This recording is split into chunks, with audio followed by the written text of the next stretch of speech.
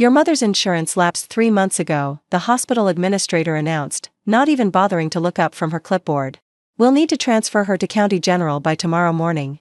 They have beds available for indigent patients. I stood in that fluorescent-lit hallway, 36 hours without sleep, watching my mother fight for her life through the ICU window, while a woman in a designer blazer tried to throw her out like yesterday's garbage.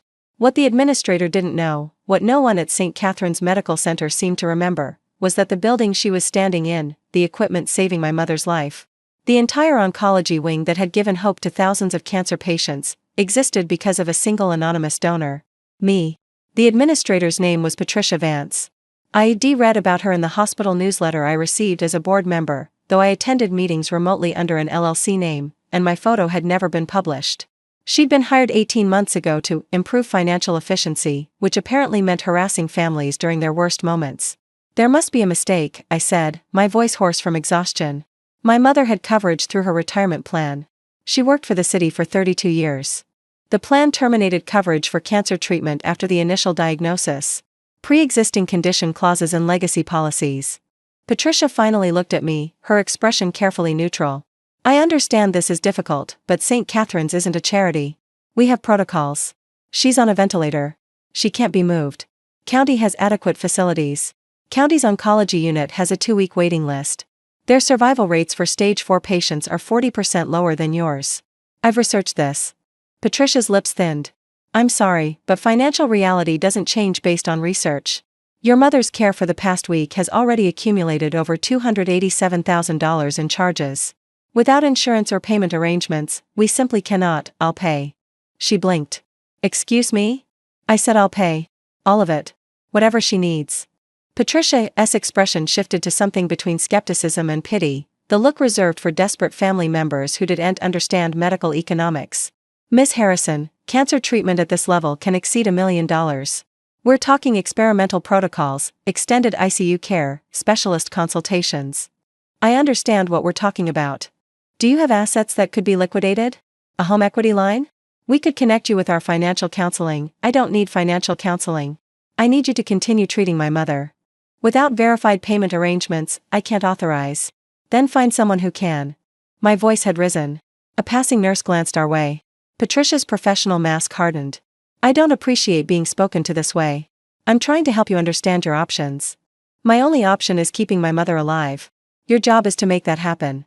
My job is to ensure this hospital remains financially viable so we can help thousands of patients. Your mother is one person. I'm sorry, but, Ms. Vance. The voice came from behind me. I turned to find Dr. Robert Chen, the chief of medicine, striding toward us with an expression I'd never seen on his usually composed face. Panic. Dr. Chen, I'm handling this discharge. You're handling nothing. He turned to me, and something shifted in his recognition. Ms. Harrison? Elaine Harrison? Yes. The Elaine Harrison? From the Harrison Foundation? Patricia's clipboard lowered slightly. Yes, I said. But that's not relevant right now. My mother, your mother is Margaret Harrison? Room 412? Yes. Dr. Chen's face went pale. He rounded on Patricia with barely contained fury. Do you have any idea who you're trying to discharge? She's a patient without valid insurance. Hospital policy. This woman funded our entire oncology wing. The Harrison Oncology Center? Named for her father? She donated $47 million to this hospital over the past decade. She sits on our board of directors. Her foundation provides grants that keep half our research programs running. Patricia's clipboard clattered to the floor. I didn't, there was no notation in the file. Because she specifically requested anonymity. Because she didn't want special treatment. Because she trusted us to treat every patient with dignity regardless of their financial status. Dr. Chen's voice dropped to something cold and dangerous. And you just tried to transfer her dying mother to county because of a paperwork issue. Dr. Chen, I was following protocol. Get out of my sight. Now. HR will be in touch. Patricia retrieved her clipboard with shaking hands and fled down the hallway. Dr. Chen watched her go, then turned to me with an entirely different expression, one of profound embarrassment and concern. Miss Harrison, I cannot begin to apologize. I don't want apologies. I want my mother treated. Of course. Absolutely. Whatever she needs, for as long as she needs it. I'll personally oversee her care. Thank you. Can I ask, why didn't you identify yourself when you arrived? We would have what? Given my mother better care than the woman in the next bed? Moved her to a nicer room while someone else's mother got transferred to county.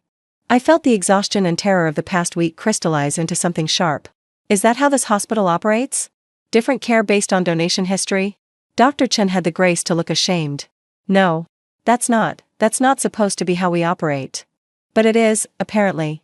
That administrator was ready to throw out a dying woman because of an insurance glitch. How many families has she done that to? How many patients have been transferred to county because they couldn't produce a checkbook fast enough? I don't know. Find out. He nodded slowly. I will. And Dr. Chen? My mother still doesn't know about my involvement with this hospital. As far as she knows, I run a small consulting firm. I'd like to keep it that way. Of course. I'm going to sit with her now. When she's stable enough, we can discuss what happened here and what's going to change. Because something is going to change. I walked past him toward my mother's room, my legs unsteady, my heart pounding. Through the window, I could see her small form surrounded by machines, tubes, monitors, all the technology that money could buy, nearly taken away because someone looked at her file and saw a liability instead of a life. I pushed open the door and took my place beside her bed. Her eyes were closed, her breathing mechanical, but her hand was warm when I held it. I'm here, Mom. I'm not going anywhere. And neither are you. The next 72 hours blurred together. My mother's condition stabilized, then improved slightly. Dr. Chen assembled a team of specialists, the best St. Catherine's had to offer, and they worked around the clock to adjust her treatment protocol. I slept in the chair beside her bed, ate vending machine food, and ignored the 37 messages from my assistant about deals that needed attention. None of it mattered. Only she mattered. On the fourth day, my mother opened her eyes. Elaine? Her voice was a whisper, barely audible over the machines. I'm here, Mom. What happened? I remember the ambulance, and then. You've been very sick. But you're getting better now. The doctors, they've been so attentive. This room is so nice. Private. Her eyes, still sharp despite everything, studied my face. Elaine, how are we affording this? Don't worry about that. I always worry about that. I raised you on a city clerk's salary. I know what things cost. She squeezed my hand weakly. Are you in debt? Did you take out loans? No, Mom. No debt. Then how? We can talk about it when you're stronger. I'm strong enough to know when my daughter's hiding something. You've had that look since you were 6 years old. A ghost of her old smile crossed her face. Tell me. I'd kept this secret for 12 years. Through the building of my company, the first million, the first 10 million. Through investments and acquisitions and a portfolio that had grown beyond anything I'd imagined when I was a scholarship student eating ramen in a dorm room. I'd kept it because I wanted to succeed on my own terms, without my mother's sacrifices being weighed against my achievements. I'd kept it because she'd given me everything, and I wanted to give her something back without making it about money. But sitting in that hospital room, watching her fight for her life while bureaucrats tried to throw her out, I realized that secrets had costs too. Mom, do you remember when I told you I started a consulting business after college? Of course. You were so proud. Business development consulting, you said. I never quite understood what that meant, but you seemed happy. I was happy. And it was true, at first. But the business grew. It grew a lot. How much is a lot? My company is worth approximately $340 million. My personal net worth is around $180 million. I've donated over $60 million to various causes, including this hospital. The oncology wing we're sitting in? I funded its construction. My father died of cancer when I was 9. You know that. What you don't know is that I named the wing after him. The Harrison Oncology Center. My mother stared at me. I've been giving anonymously because I didn't want special treatment. I didn't want people to see me differently. I just wanted to help, quietly, the way you always help people. You taught me that. You used to volunteer at the food bank every weekend even when we could barely afford groceries ourselves. You said, there's always someone who needs help more than you do. Elaine, I'm sorry I didn't tell you. I'm sorry you had to be scared about insurance and money while you were fighting for your life. I should have told you years ago. I didn't want things to change between us. My mother was quiet for a long moment. Machines beeped. Somewhere in the hallway, a phone rang. $180 million, she finally said. Give or take. And you've been living in that little apartment in Brookline? I like that apartment. Driving that Honda? It's reliable. Wearing clothes from Target? They have good basics. A sound escaped her, something between a laugh and a sob. Oh, Elaine. You ridiculous, wonderful child. You're not angry? Angry? I'm furious. But she was smiling through her tears. You let me send you birthday checks. $25 every year, because that's what I could afford. You cashed them. I donated them to the food bank. In your name. She laughed outright this time, which turned into a cough, which brought nurses running. But she waved them off. I'm fine. I'm just processing the fact that my daughter is secretly a millionaire. More than a millionaire. Don't rub it in. She reached for my hand again. Elaine, all I ever wanted was for you to be happy and safe. I didn't need to know about the money. I just needed to know about you. And you've always given me that. I was afraid you'd feel like I was showing off. Or that you'd be hurt that I didn't need the things you'd sacrificed for. Sweetheart, I sacrificed so you could build a life. You built an empire. That doesn't diminish what I gave, it multiplies it. She paused. But I do have one question. Anything. When that administrator came into my room 2 days ago talking about transferring me, talking about County General, about my insurance. You didn't say anything. Why? You were awake for that? I was drifting in and out. But I heard her. And I heard you arguing in the hallway. I thought you were going to have to go into debt for me. I was ready to refuse treatment. And, my throat tightened, I didn't say anything because I wanted to see how this hospital treats patients when they don't know who's watching. I wanted to see if the values I've been funding are actually being practiced. And, they failed. Spectacularly. So what are you going to do about it? I smiled. My mother, even from a hospital bed, fighting cancer, was still asking me to fix the world. I'm going to make sure it never happens again. To anyone. 2 weeks later, my mother was stable enough to move to a rehabilitation facility.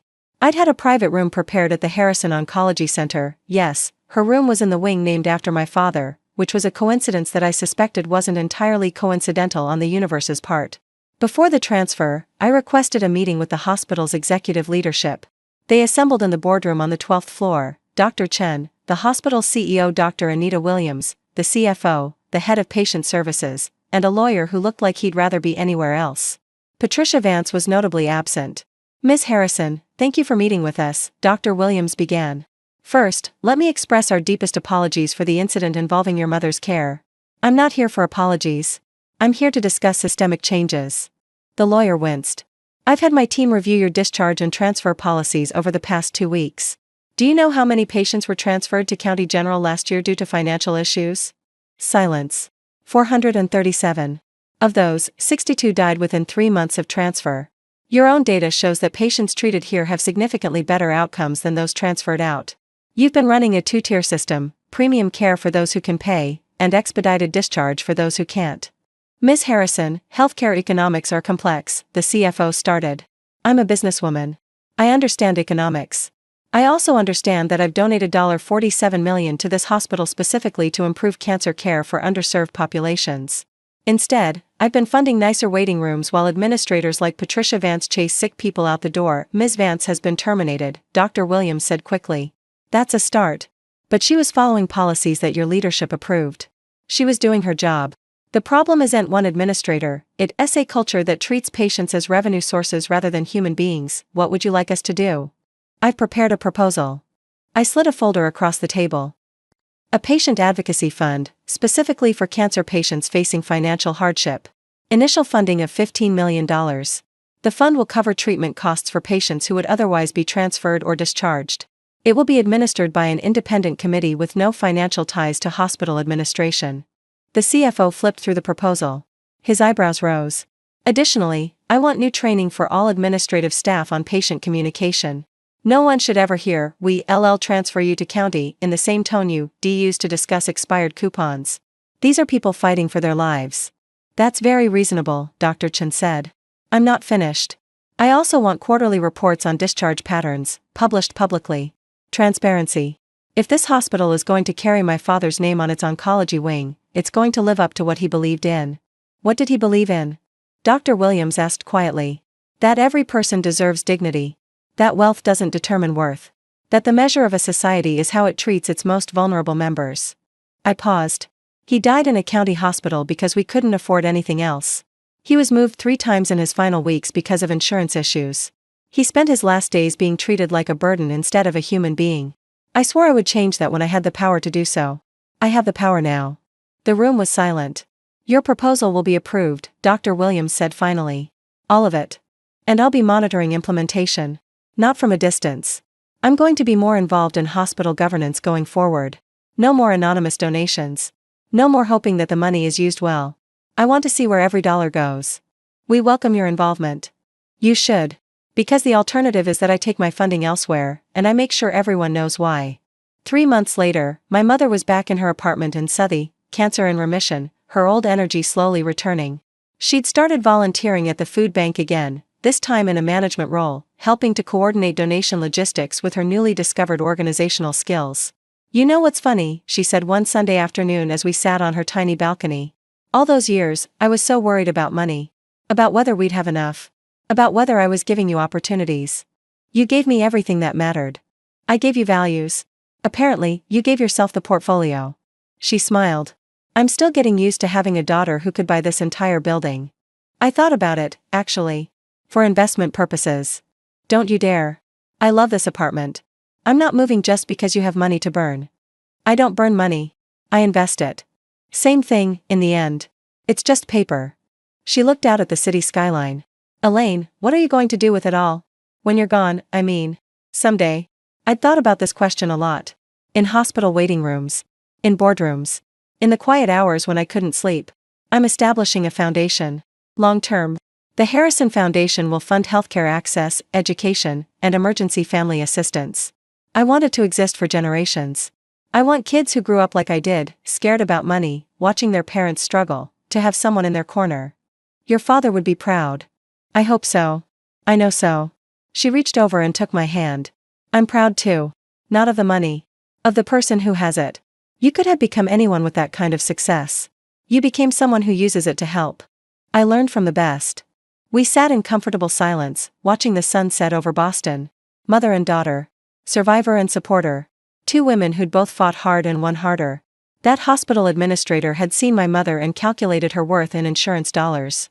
The chief of medicine had recognized my name and suddenly found compassion. But my mother had known my worth all along, before the money, before the success, before any of it.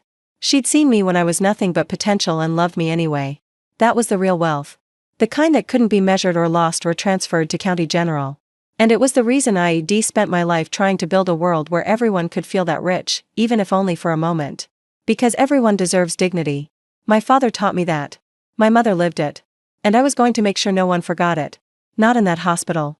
Not in any building that carried the Harrison name. Not ever.